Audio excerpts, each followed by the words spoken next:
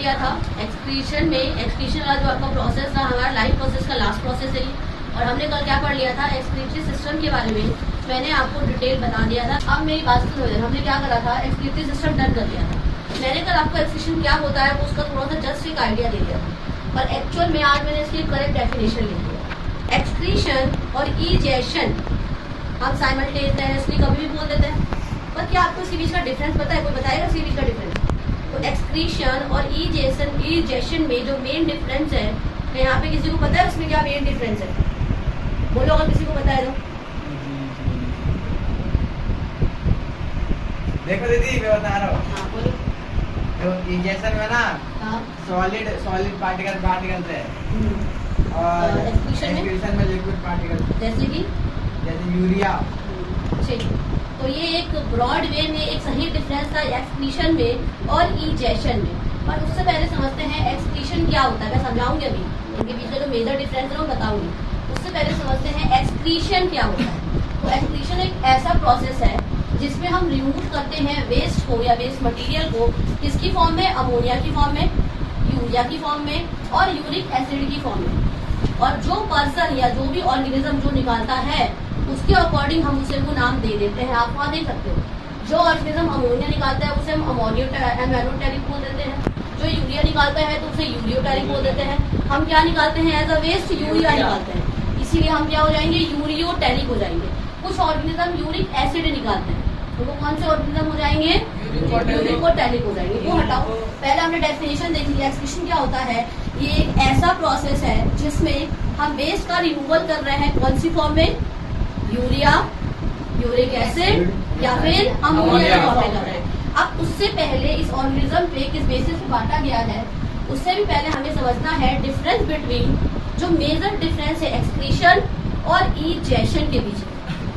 इतना क्लियर है? मेरी बात समझ आ गई? ये एक्सक्रीशन प्रोसेस क्या होता है, कौन सा ऑर्गेनिज्म क्या वेस्ट निकाल रहा है, उसके बेसिस पे मैंने क्या क्या नाम बता दिया आपको। ठीक है, अब मेरी बात इधर समझो ध्यान से। मान लो ये आपकी ब्लड कैपिलरी, ठीक है, ये आपका सेल है। तो ये क्या है? सेल। और ये कोई भी ब्लड वेसल से कैपिलरी कुछ भी है। अब मान लो आपने जो भी खाना खाया है, कोई भी आपका ये फूड पार्टिकल इसके अंदर आया होगा ना, ये क्या होगा? ब्रोकन डाउन हुआ होगा और इसने क्या बना लिया होगा? न्यूट्रिएंट्स बना लिए होंगे। क्या बना लिए होंगे? तो कोई भी खाना जो आपकी ब्लड कैपिलरी के अंदर आता है वो टूट कर यहाँ पे क्या बना लिया? न्यूट्रिएंट बना लिया। अब ये न्यूट्रिएंट किसके अंदर जाना था? सेल के अंदर। तो एक बात बताओ, सारे क्या फूड के अंदर, हर फूड पार्टिकल के अंदर जो भी आपका फूड पार्टिकल टूटा था, क्या सबके अंदर न्यूट्रिएंट था? सबके अंदर था, लेकिन हो सकता है जितना न्यूट्रिएंट ले रहा था इसने उतना न्यूट्रिएंट तोड़ के उसको अलग कर दिया। अब जो मान लो यहाँ पे ये जो फूड पार्टिकल बचा होगा, इस वाले फूड पार्टिकल के अंदर ये एक ऐसा पार्टिकल है खाने का जिसके अंदर कोई न्यूट्रिएंट नहीं है, मतलब वो हमारे लिए क्या है? फिर ये वेस्ट है। क्या है? ये वेस्ट है। बात समझ आई मेरी? तो अब क्या होगा? जो न्यूट्रिएंट होगा, ये जो वेस्ट है, अब इस वेस्ट को बाहर निकालना, इसको आउट करने को हम क्या देते हैं? इजेशन। क्या बोल देते हैं? तो जब भी मैंने क्या बोला, मान लो आपने कोई भी खाना खाया है, वो ब्लड के अंदर गया होगा, उससे न्यूट्रिएंट बनाए गए होंगे और कुछ फूड पार्टिकल ऐसे होंगे जितना न्यूट्रिएंट लेना था ले लिया। अब वो फूड पार्टिकल तो ऐसा वेस्ट ही बच गया ना, तो उसको बाहर निकालने के लिए हम क्या बोल देते हैं? वो इजेशन है। क्या है वो? तो इतना याद रखो, इजेशन मोस्टली हम कौन से पार्टिकल करते हैं? सॉलिड पार्टिकल की। हम फीसिस बाहर निकालते हैं ना एनस से, तो उस प्रोसेस को निकालो, फीसिस बाहर निकाला जाता है। और किससे निकालते हैं बाहर? एनस से। एनस चाहे लड़का हो या चाहे मेल हो या फीमेल, दोनों में एनस से ही फीसिस को बाहर निकाला जाता है। एक्सक्रीशन में पढ़ाऊंगी, मेल के लिए अलग है और फीमेल के लिए अलग है। अब इधर देखो ध्यान से, मान लो जो भी आपका न्यूट्रिएंट बना था वो किसके अंदर जाएगा? सेल के अंदर। अब जो आपका न्यूट्रिएंट है वो कहाँ आ गया है? सेल के अंदर आ गया है। अब बहुत ही ध्यान से सुनना, जो भी न्यूट्रिएंट सेल के अंदर आया है वो बहुत सारी मेटाबॉलिक रिएक्शंस करेगा कि नहीं करेगा? मतलब जो भी आपने न्यूट्रिएंट दिया था हो सकता है वो भी और टूटे, है ना। उससे क्या बनानी है? मेन एनर्जी बनानी है। तो जो भी न्यूट्रिएंट उसके अंदर आया है वो बहुत सारी मेटाबॉलिक रिएक्शंस करेगा और बहुत सारे पाथवे से होके गुजरेगा। होता है ना बहुत सारे पाथवे, ग्लाइकोलिसिस, क्रेब्स साइकिल, है ना सारे साइकिल। वो पाथवे क्या है? ग्लाइकोलिसिस से जाएगा, मतलब क्रेब्स साइकिल से गया होगा। न्यूट्रिएंट अगर बन गया है, न्यूट्रिएंट में जो भी एनर्जी रहेगी मान लो अब यहाँ से क्या निकालने में एसिमिलेशन होगा, तो एसिमिलेशन करने के लिए, एनर्जी को लेने के लिए मुझे बहुत सारी मेटाबॉलिक रिएक्शंस करनी पड़ेगी। उस खाने को, या सॉरी खाने को नहीं, उस न्यूट्रिएंट को बहुत सारे मेटाबॉलिक पाथवे से लेकर जाना पड़ेगा ताकि मैं क्या बना सकूं, एनर्जी बना सकूं। तो इसकी वजह से जितनी एनर्जी बननी थी वो तो बन गई। अब इस मेटाबॉलिक या इस पाथवे के जब भी वो क्रॉस कर रहा था, जिस भी रिएक्शन से वो गुजरा था, उसके दौरान कोई ना कोई वेस्ट तो प्रोड्यूस हुआ होगा ना। तो जो भी मेटाबॉलिक या इस पाथवे के दौरान जो भी वेस्ट प्रोड्यूस होता है उसे ही हम क्या बोल देते हैं, उसी को निकालने वाले प्रोसेस को हम क्या बोल देंगे, एक्सक्रीशन बोल देंगे। क्या बोल देंगे? और ये क्या होता है, मेनली लिक्विड होता है। क्या होता है? मेनली लिक्विड होगा। मेनली इतनी बात समझ आ गई। इसको निकालने के लिए यूरेथ्रा होता है फीमेल के केस में, और मेल केस में किससे निकलता है, पेनाइल रीजन से, पेनिस से निकलता है ना बाहर। फीमेल के केस में यूरेथ्रा है और मेल के केस में क्या है, पेनाइल रीजन कह देते हैं, कोई एरिया जहाँ से वो यूरिन बाहर निकल रहा है। इतना समझ आ गया? अब बात सुनो ध्यान से, एक बार और इसको रिकैप करा दें। मैंने बोला जो भी आपने खाना खाया था वो ब्लड के अंदर गया होगा, उससे बना होगा न्यूट्रिएंट। तो सारे जो भी फूड पार्टिकल थे, जितना न्यूट्रिएंट बना था बन गया, पर जिस फूड पार्टिकल से अब और नहीं बना सकता वो एज अ वेस्ट क्या करेगा, बाहर निकल जाएगा। तो उसी प्रोसेस को मैंने बोल दिया इजेशन बोल दिया। क्या बोल दिया? इजेशन। और एक्सक्रीशन में क्या होगा, मान लो जो भी न्यूट्रिएंट आपका सेल के अंदर गया था बहुत सारी मेटाबॉलिक रिएक्शंस करेगा, बहुत सारे पाथवे से वो गुजरेगा। जितनी एनर्जी बनानी थी एसिमिलेशन प्रोसेस हो गया है, पर उस रिएक्शन के दौरान वेस्ट तो बनेगा, पर अब उस रिएक्शन के दौरान जो भी वेस्ट बना होगा उसे बाहर निकालने वाली प्रोसेस को हम क्या बोल देते हैं, एक्सक्रीशन बोल देते हैं। और एक्सक्रीशन मेनली किसका होता है, जैसे में आप सॉलिड को बाहर निकाल लो, जैसे फीसिस है जो, और इसमें हम क्या निकालते हैं, यूरिया, यूरिक एसिड और अमोनिया। ठीक है। अब ये देखो, ये यूरेथ्रा से फीमेल के केस में होगा और पेनाइल रीजन से कहाँ निकल रहा है, मेल के केस में। ठीक है, इतना समझ आ गया।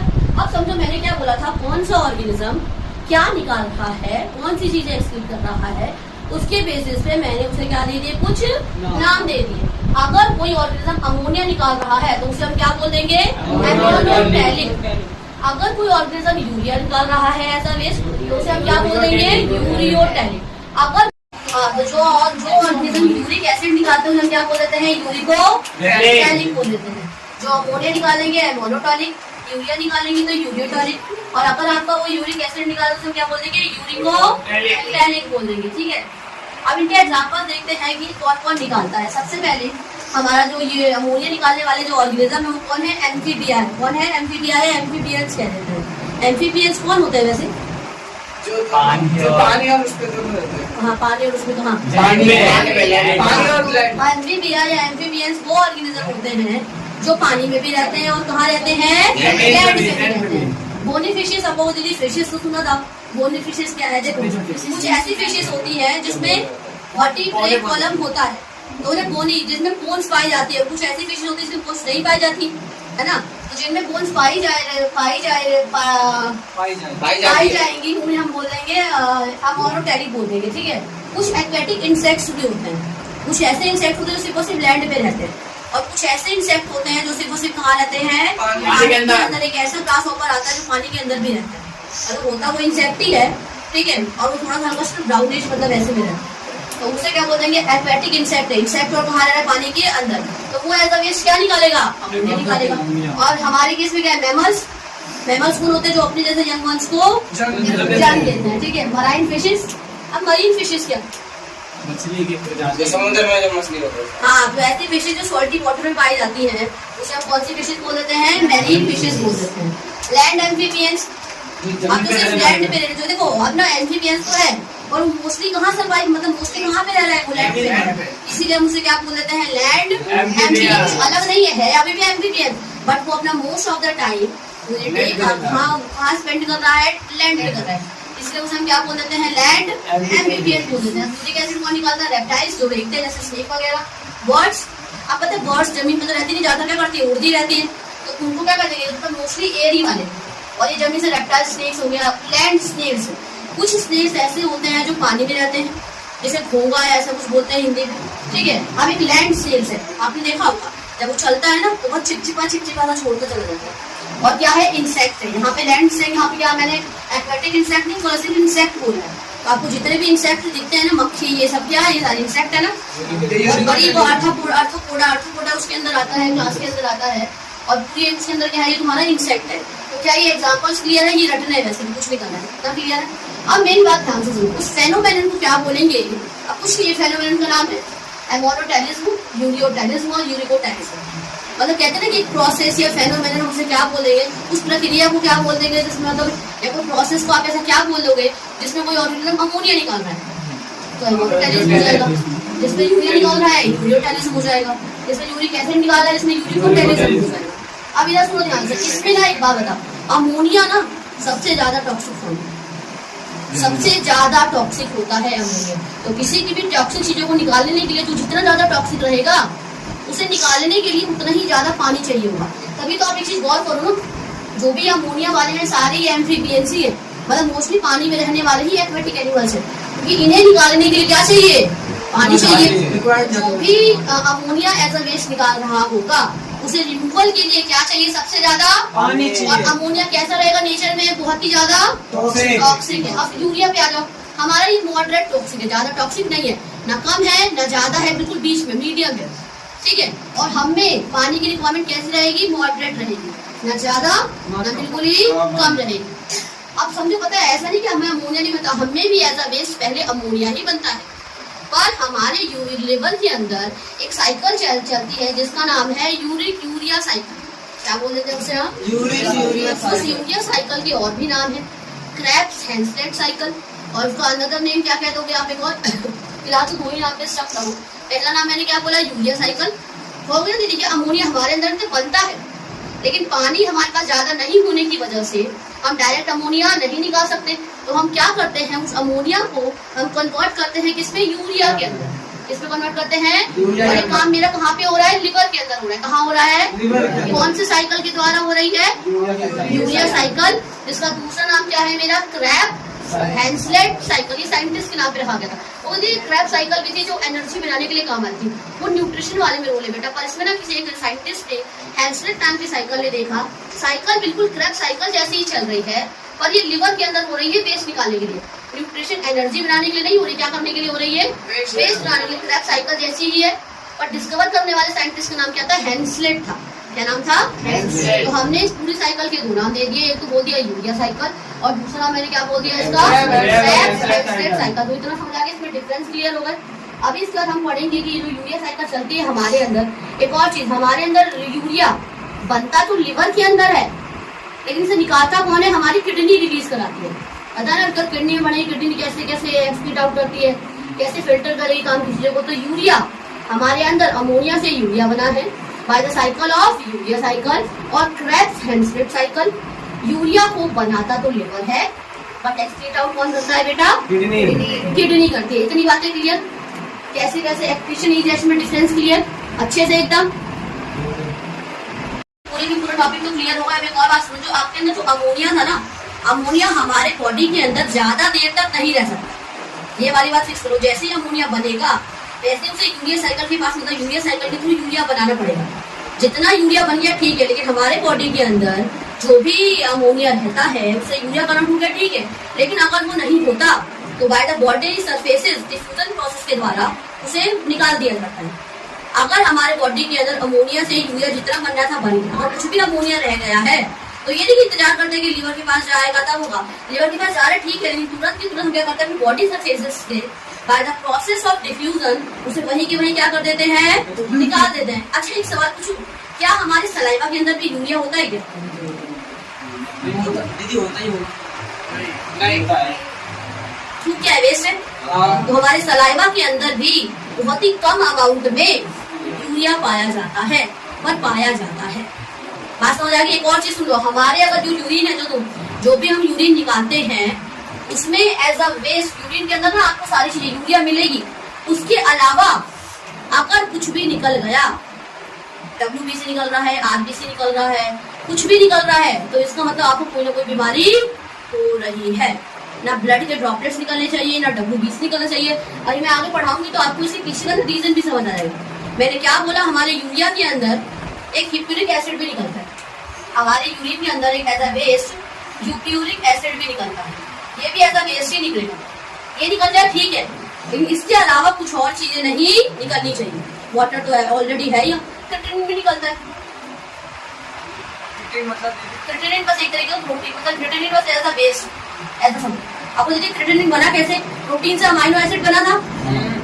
अमाइनो एसिड जितना इस्तेमाल होना होता है, एक लिमिट है मेरी बॉडी के अंदर। जैसे ही अमाइनो एसिड एक्सक्रीट करेगा वो क्रिएटिनिन की फॉर्म में निकलता है, और क्रिएटिनिन भी ज्यादा नहीं निकलना चाहिए। इसका मतलब क्या है, मेरी बॉडी प्रोटीन को एब्जॉर्ब नहीं कर पा रही, जो उसे निकाल रही है, तो निकालना पड़ जा रहा है। तो मेरी बॉडी के अंदर जैसे हमारा अब मैमल्स की बात कर रहे हैं, यूरिया निकल जाए ठीक है, और ये ह्यूमंस की बात कर रही हूँ। किसकी बात कर रही हूँ, हम ह्यूमंस के यूरिन के अंदर यूरिक एसिड और क्रिएटिनिन भी निकलता है।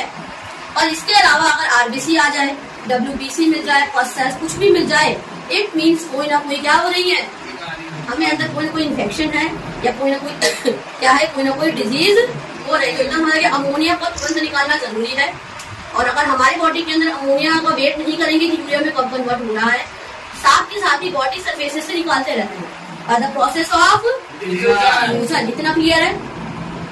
तो हमने ये पढ़ लिया कि कौन एक्सक्रीशन कैसे निकाल रहा है, क्या निकाल रहा है, ठीक है। हर ऑर्गन पर डिपेंड करता है कि उसको पानी कितना मिल रहा है, उसके बेसिस पे क्या निकाल रहा था, अपना वेस्ट निकाल रहा था। जिसको पानी ज्यादा मिलेगा वो अमोनिया निकाल देगा, जिसको पानी उससे थोड़ा कम मिलेगा हम क्या निकाल देंगे, हम यूरिया निकाल देंगे। और हमसे भी कम पानी को ये वर्ड्स है, तो दूसरी एयर में जा रही है, पानी से कैसे मिल रहा है, बहुत ही कम, तो क्या निकालेंगे as a waste, uric acid निकालेंगे। तो पता है जो बर्ड्स का जो वेस्ट निकलता है वो निकलता पहले से लिक्विड ही है, बट वो तुरंत ऑक्सीजन कॉन्टेक्ट में आते ही ना वो सॉलिड बन जाता है, ठीक है। तो वो तुरंत ना ऑक्सीडेशन रिएक्शन करके वो एक पेस्ट जैसा बना लेता है, ठीक है। वो चलो वो तो चलो छोड़ते हैं, फिलहाल ये देखते हैं।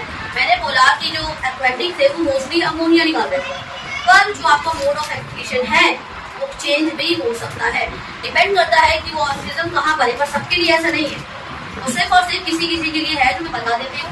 अर्थवॉर्म जो आपका है, जो केंचुआ जैसे जो सॉइल की फर्टिलिटी बढ़ाता है, जिसका फार्मर इस्तेमाल करते हैं, ठीक है। वो जब वाटर के अंदर होता है तो वैसा वेस्ट क्या निकालेगा, अमोनिया निकालेगा, और जैसे ही वो लैंड में आएगा वो किस क्या निकालेगा, यूरिया एज अ वेस्ट निकालता है, ठीक है।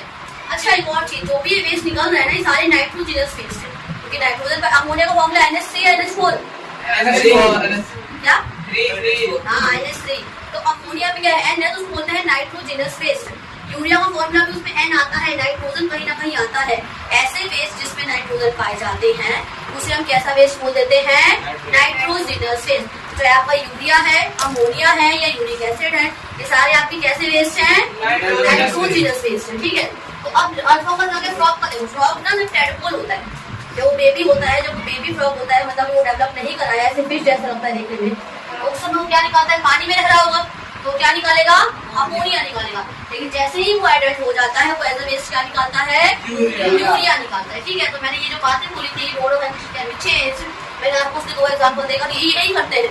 इसके अलावा कोई ऑर्गेनिज्म ऐसा नहीं है जो अपने मोड ऑफ एक्सक्रीशन चेंज कर सके, सिर्फ फ्रॉग है। और कौन है अगला, अर्थवॉर्म। अभी तक देखो क्या आपने एक्सक्रीशन सिस्टम बताया था, मैंने कल भी आपको समझाया था। अब एक बात का, जो राइट किडनी होती है थोड़ी सी नीचे की तरफ होती है, अगर ये आपकी लेफ्ट किडनी है तो राइट किडनी हल्की सी नीचे रहेगी, पता है क्यों, क्योंकि ऊपर में क्या आ जाता है, लिवर आ जाता है। क्या आ जाता है, लिवर की होने की वजह से, लिवर ना जैसे इसकी ऐसे पाई जाती है, तो लिवर को एडजस्ट करने के लिए जो हमारी राइट किडनी होती है वो हल्की सी कहाँ चली जाती है, वो नीचे चली जाती है। अब एक चीज देखो, अब राइट किडनी की अब जो तुम्हारा राइट वाला जो लंग रहेगा वो हल्का सा कैसा रहता है, ऊपर रहता है, कैसा रहता है, और ना उसमें ऐसे वो बन जाता है, वहाँ पे डायफ्राम आता है, तो वो भी लिवर की वजह से कहीं ना कहीं राइट लंग ऊपर हो गया है, और राइट वाली किडनी कैसी हो गई है, क्योंकि बीच में क्या आ रही होंगे, लिवर आ रहा है।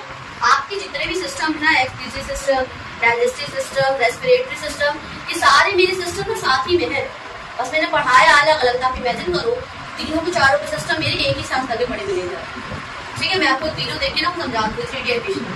अब ये देखो ध्यान से देखना है, ये जो किडनी है यहाँ पे एक नॉच बन जा रही है, ऐसे करके नॉच मतलब क्या होता है, गड्ढा जैसा है।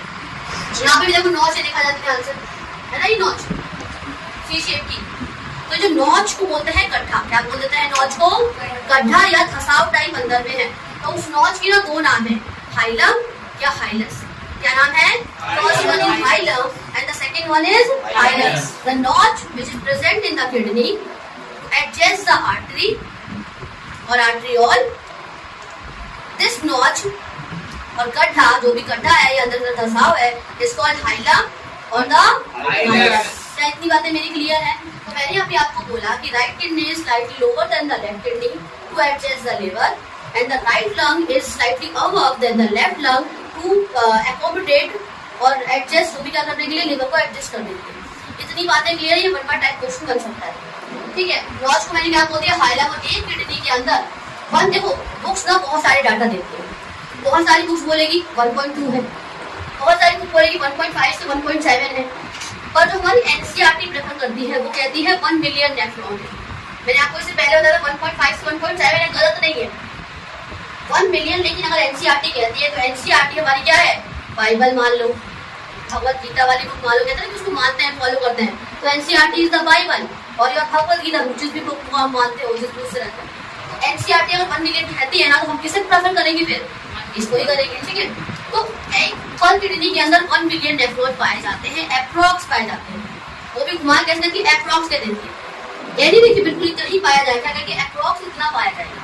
तो टोटल दोनों किडनी के अंदर कितने नेफ्रॉन हो गए मेरे, और नेफ्रॉन क्या है, मेरी किडनी की फंक्शनल एंड स्ट्रक्चरल यूनिट है। कैसी यूनिट है, मतलब अगर मेरी किडनी के अंदर बेटा कोई सा भी काम होना है, वेस्ट को निकालना है, फिल्टर करना है, जो भी चीजें करनी है, सब कौन करेगा, नेफ्रॉन करेगा। तो इसके बाद हम क्या पढ़ने वाले हैं, किडनी की डिटेलिंग, फिर नेफ्रॉन की डिटेलिंग पढ़ेंगे। उससे पहले ये वाली बात सबको समझ आ गई, राइट किडनी लोअर होता है ताकि लिवर कर सके, लेफ्ट लंग वाली बात, नॉच क्या होता है, उसके 2 नाम क्या है। ठीक है, एक किडनी के अंदर कितने मिलियन नेफ्रॉन है। ठीक है, इतना मेरे ख्याल से तो आपको समझ आ गया होगा। मोड ऑफ एक्शन बदला जा सकता है और ऑफ रॉक के अंदर। अब एक और चीज, जो भी आपका यूरिनरी सिस्टम है, जो भी आपका यूरिनरी सिस्टम या एक्सक्रीटरी सिस्टम है, इसकी रिक्वायरमेंट क्यों है, इसको बाहर निकालने के लिए सबसे पहला पॉइंट क्या आता है में, अगर कोई आपसे पूछे कि why do we require the urinary system और योर एक्सक्रीटरी सिस्टम, तो सबसे पहला पॉइंट जो हमारे माइंड में आता है वो क्या होता है, वेस्ट निकालने के लिए।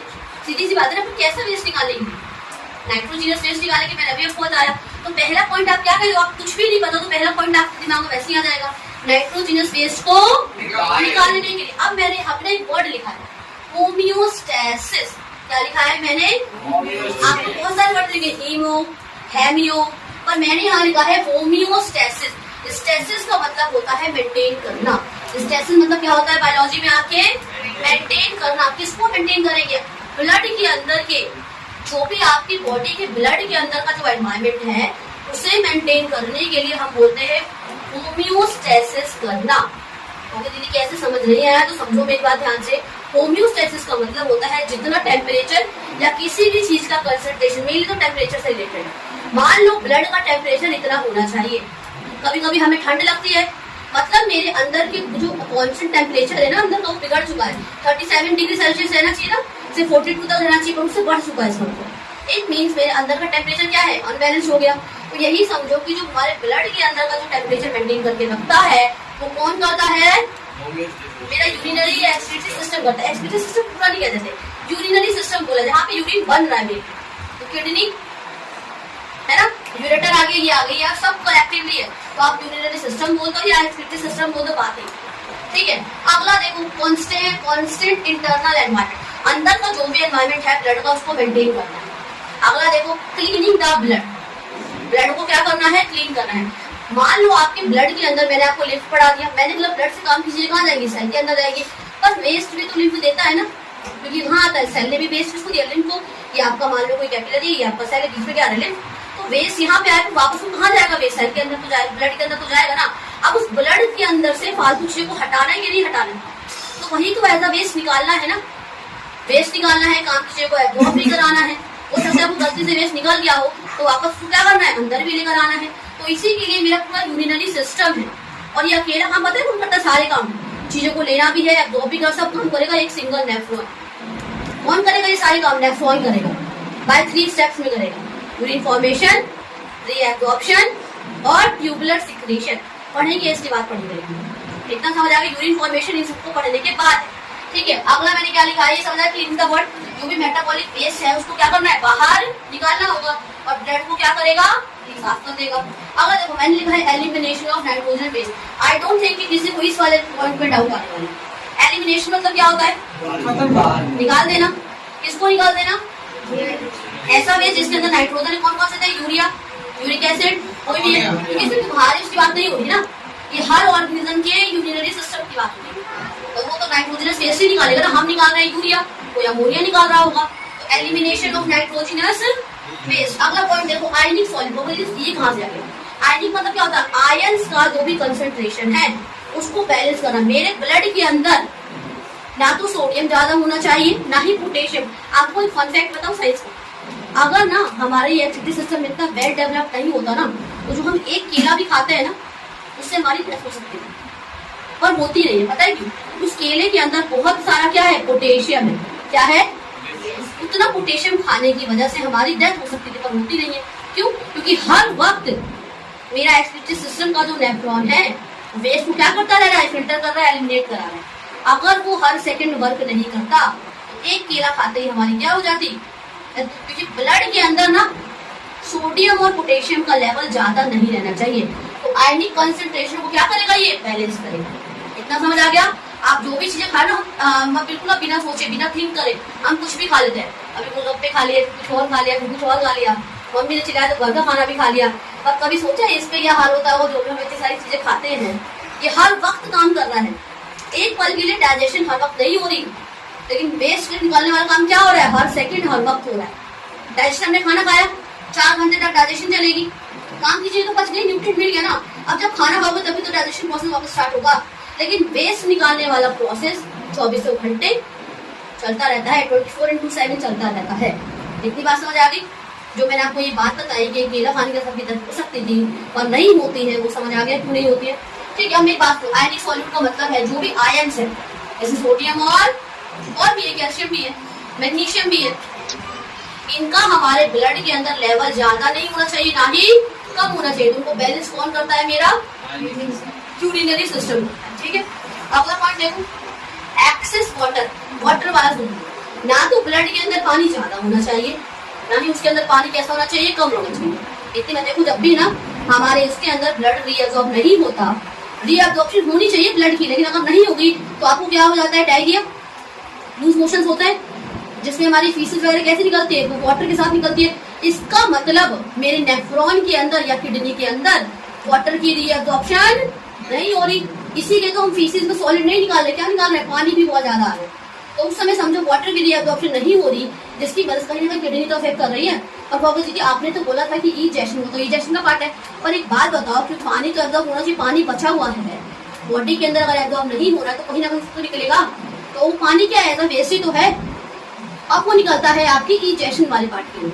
मेरी बात समझ में, जब भी हमें लूज मोशन होता है, इसका मतलब मेरे जो किडनी के अंदर जो नेफ्रॉन है वो पानी को एब्जॉर्ब नहीं कर रहे हैं। फिर हम क्या करते हैं? मेडिसिन खाते हैं, खाते ना उसकी, मतलब मान लो पेट छड़ने वगैरह, लूज मोशन की टैबलेट्स खाएंगे।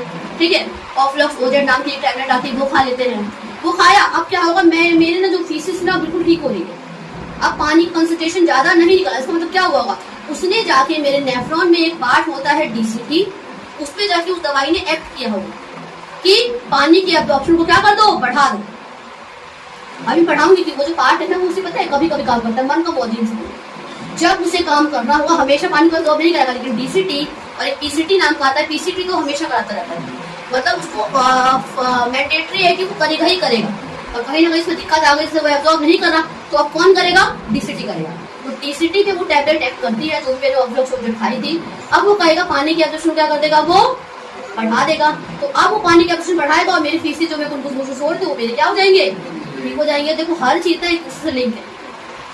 ठीक है, इतना समझ आ गया? तो ये पांचों मेरे ख्याल से आपको क्लियर हो गए होंगे कि क्यों करते हैं, मतलब क्यों मेरे को नीड क्यों है। इतनी बातें क्लियर, पांचों के बारे में होम्योस्टैसिस, ब्लड को क्लीन करना, ठीक है, elimination of nitrogenous waste, ionic solute और एक्सेस वाटर को करना। और एक्सेस वाटर को, पानी के बैलेंस को, जो पानी ज्यादा हो गया उसको निकालना, उसको हम क्या बोल देते हैं? ऑस्मो रेगुलेशन करना।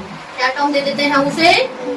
ऑस्मो रेगुलेशन करना। अब एक और चीज, अब मैंने बोला था जो भी आपका ये यूरिन फॉर्मेशन होगा कहाँ पे होगा? लिवर के अंदर। पर रिलीज कौन करेगा इस यूरिया को? यूरिया बनता कहाँ पे है? लिवर के अंदर, लेकिन निकालेगा कौन? किडनी निकालेगी। ठीक है, अब इसके ना 3 नाम दे दिए, ये हो तो लिवर के अंदर आए, तीनों नाम है सारे urine formation, urea formation, urea cycle, Krebs Henseleit cycle, क्योंकि हैंसलेट आगे साइंटिस्ट ने दिया था। अगला नाम क्या है, ऑर्निथिन साइकिल। मुझे इसलिए ये नाम क्यों पड़ा है, क्योंकि जो इसमें ना पहला जो प्रोडक्ट बनता है ना इस साइकिल में, जो भी क्रैब साइकिल हो रही है आपकी, इसमें जो पहला प्रोडक्ट बनेगा वो ऑर्निथिन बनता है। क्या बनता है, इसीलिए इस साइकिल का नाम क्या है, ऑर्निथिन साइकिल। यूरिया बन रहा है इसलिए यूरिया साइकिल।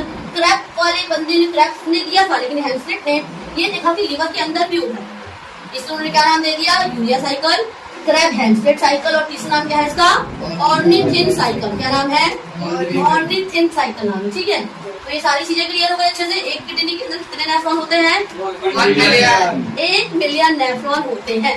ठीक है,